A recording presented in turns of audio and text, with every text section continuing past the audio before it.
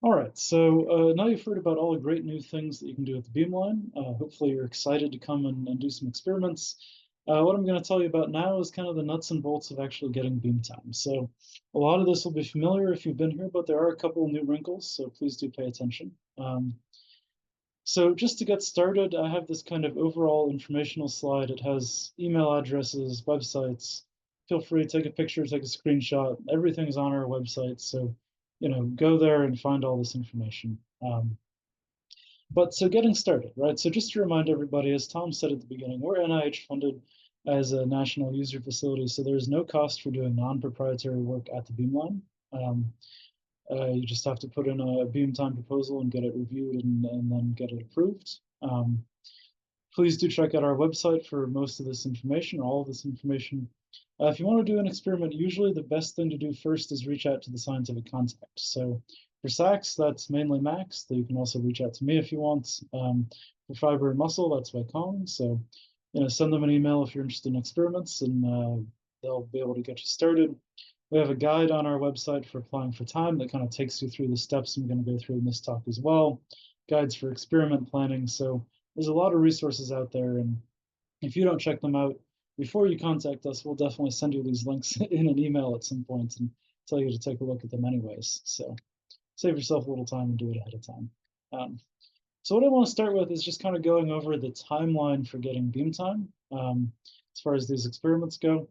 So kind of step one, the gateway to everything is you have to be a registered APS user. And so, before you submit a proposal, before you can be scheduled for Beamtime, submit an ESAF, any of that, you have to register or you have to renew your registration if it's not active. And registrations are only good for 2 years, so most of you probably need to renew your registration at this point. So if you're interested in Beamtime, please go do that as soon as we're done with this Q&A, perhaps. So the other thing I want to note is that everybody who comes for the experiment has to be a registered user. So this can take a week or two, especially if you're not a US citizen. So don't get to like 5 days before your experiment and realize, oh, that new grad student in my lab, they've got to register. They might not be able to get registered in time, so they might not be able to come. So make sure everybody's doing this ahead of time. So then the next thing, ideally a couple months before your Beamtime, you're reaching out to us, you're putting in a proposal. So that's kind of step one. And then, maybe a month later, we're finalizing everything. Everything's getting scheduled. Maybe a month out, we're finalizing your experimental plan. You're submitting your safety paperwork, completing the required training. 2 weeks out, you're requesting a dosimeter. I'll talk about that later. For SACS experiments, you're sending us your sample and buffer spreadsheet. 3 days out, you're shipping us your samples. Then you have your Beamtime. Then you get your data. Then you analyze and publish. And this often, as you're analyzing it, you realize you need more experiments. So come back to this step and do it again. This is kind of what we'd like you to do, right? Give us enough time, make this easy, make it spread out. But I know things don't always work this way. Maybe you get reviews back on a paper and all of a sudden you need to collect some more data. Someone's trying to graduate and realize they don't have that one plot for their thesis, whatever it is. We can theoretically do this on a much more compressed timeline. So, the shortest time we can go from kind of first contact to Beamtime is about probably 2 weeks, maybe 3 weeks, depending on if you want to be on site or remote or mail-in. So then you'd contact us, you'd put in a proposal, we'd schedule it, you'd finalize experimental plans, you'd ship us your samples. So it's all just a much more compressed timeline there. But the warning I have for this is you can't count on time being available on this short of a notice. If you need something, you're welcome to reach out, but we might not be running that experimental mode. We might be in a down, right? The APS runs kind of 3 months on, 1 month off. So if you catch us at the end of the 3 months, you're not going to be able to get Beamtime for a month and a half or something like that. And often this is just kind of filling in cracks, right? We have a user sample that fails and they need less Beamtime, so we can fit another sample in, something like that.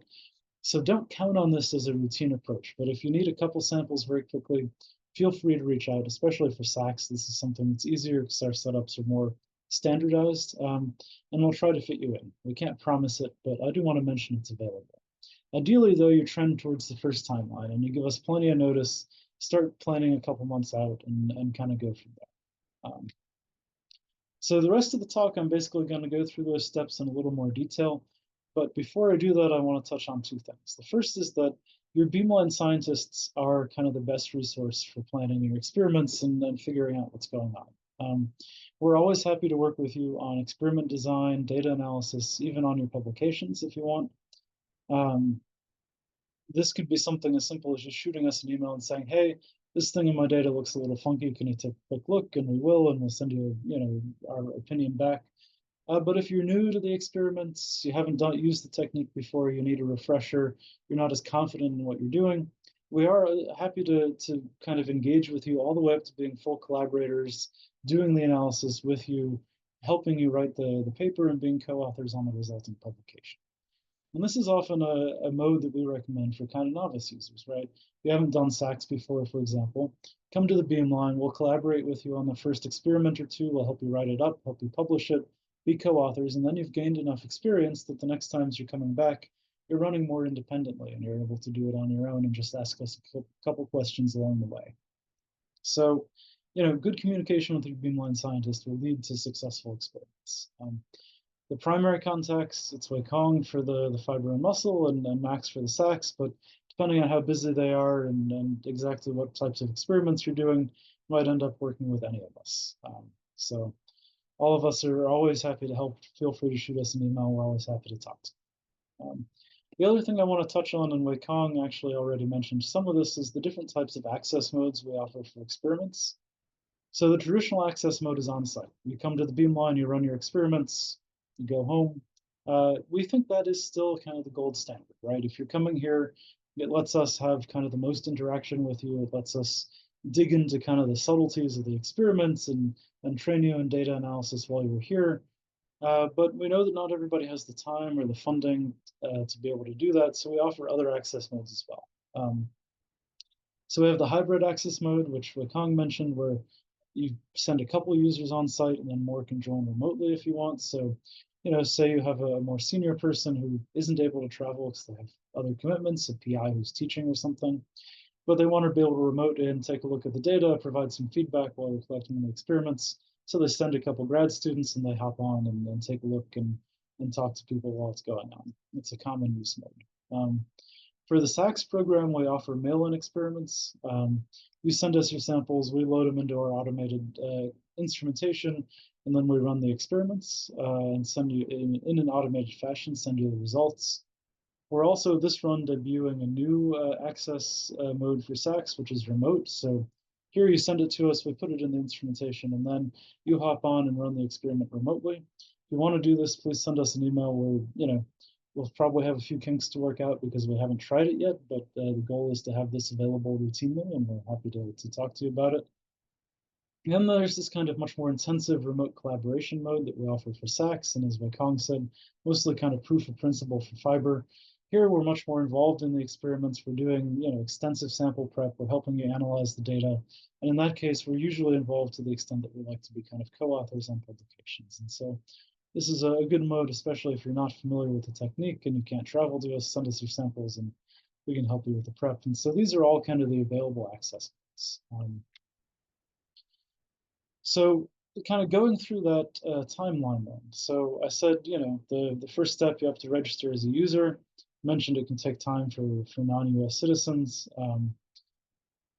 The next thing is submitting a proposal. So for those of you who have done this in the past, when you go to do it again, you'll find that there's a new proposal system called the Universal Proposal System.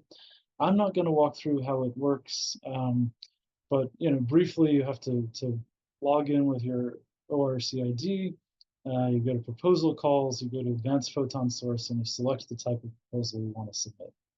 The reason I'm not going to go through it in detail is the APS, it's their system. They've put together a very nice page here about how to do everything with lots of images and walkthroughs, and I recommend you check that out. What I do want to do is I want to highlight the different types of proposals that we have here at BioCAT, or that we accept at BioCAT. So the first type of proposal is the standard general user proposals.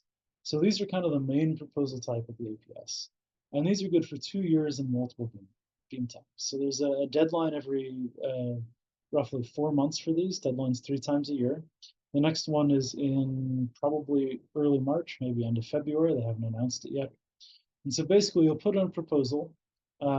They're scored and allocated by the APS, usually about a month after the deadline, and then you're awarded beam time in the next run. So if you put in a proposal in March, you'll get beam time in the summer. If you already have an existing GUP, instead of having to submit a new proposal, you just submit an experiment time request against the proposal. So it saves you a lot of time. You don't have to rework a whole new proposal. You just put in a new ETR, which is easy, and you go into the allocation system.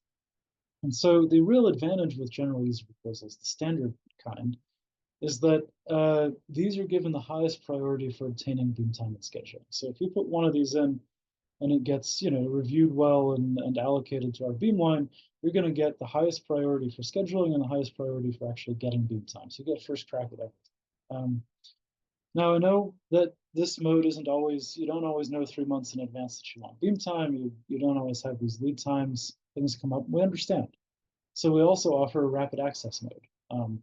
So here you put in a rapid access general user proposal. This is good for only one beam time in the run you put it in. So if you want time in this upcoming spring run, starting in February, and you haven't put in a standard proposal yet, you'll be putting in a rapid access proposal. These have a rolling submission, so they're evaluated as they come in, and they're given lower priority than standard GUPs. So we'll schedule these standard proposals first, and then as we have space on the schedule, we'll schedule these rapid access proposals. So there's, we schedule roughly 50% of time for rapid access, so you don't have to be panicking right now and worried that you're not going to get enough get beam time if you haven't put something in. There's time on the schedule, just reach out to us. But I do encourage you going forward, please do think about, if you're going to be coming back several times, submitting a standard proposal. It's good for you, it's good for us because the APS likes these better than rapid access. It helps everybody out. So the next thing I want to talk about is scheduling. And the reason I bring this up, so it used to be you just email your beamline scientist and we kind of work it out between yourselves. That's still the way it works for the fiber and muscle program and for time resolved SACs. The scheduling is done by a consult with your beamline scientist. But for equilibrium SACs, we'll be rolling out next week a new self-scheduling system. So you have to have a proposal and an ETR in the system prior to doing the self-scheduling, or your beam time request will be denied.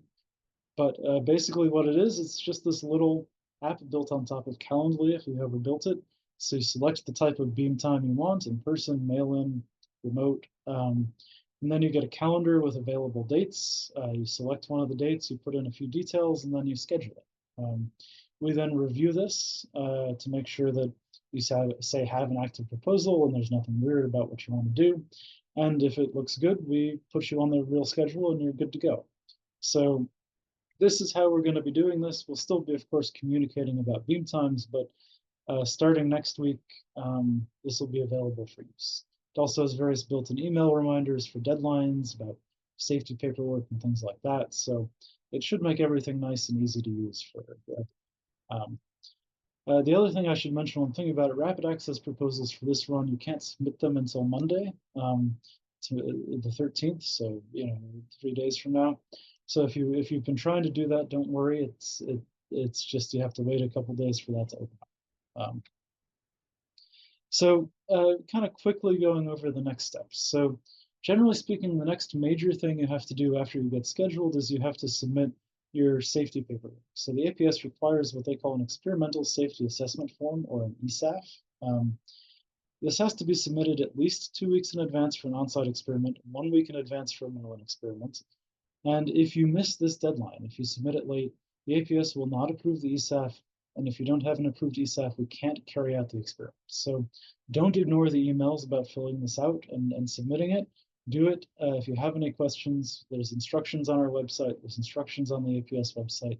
We're always happy to correspond with you about it. The other thing I'll note is if you're coming on site, put everybody who's going to be part of the beam time on the ESAF. If they're not on the ESAF, they won't be able to get onto the Argonne campus. So this is really important. If you don't do this right, if you don't meet these deadlines, you will not get your beam time.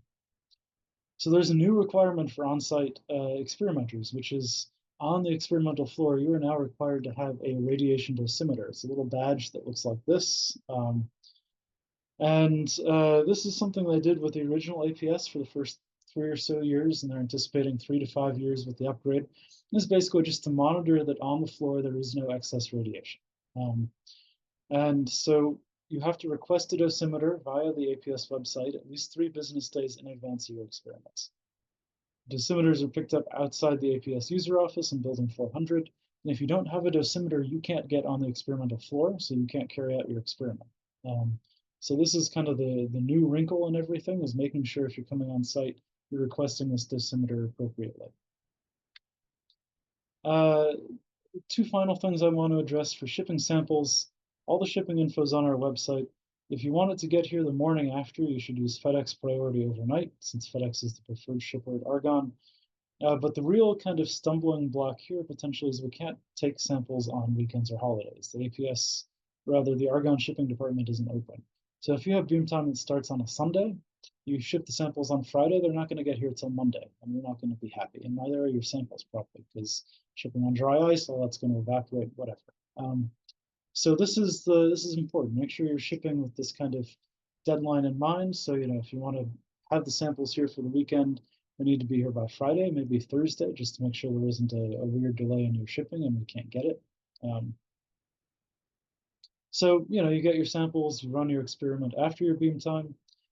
Data, usually these days it's transferred via Globus, but if you're on site, you can of course bring a hard drive. We're happy to collaborate with you on experiment planning and analysis. You just ask us.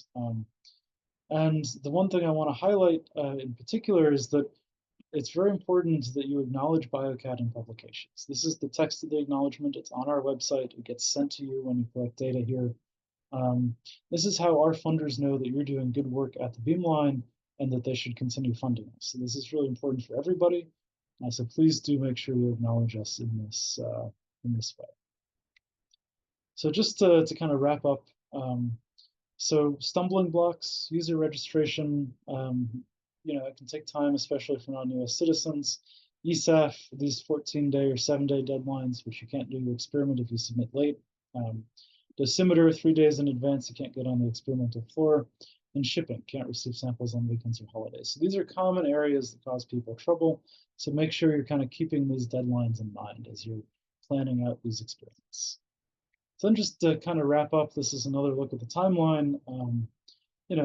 You register, you submit a GUP, or if you already have a GUP, an ETR.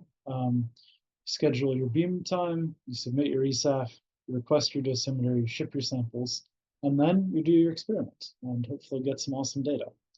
And so with that, I'm going to go ahead and wrap up and say that we're really excited to be having users back to the Beamline after almost 2 years. BioCAT's back, so thank you.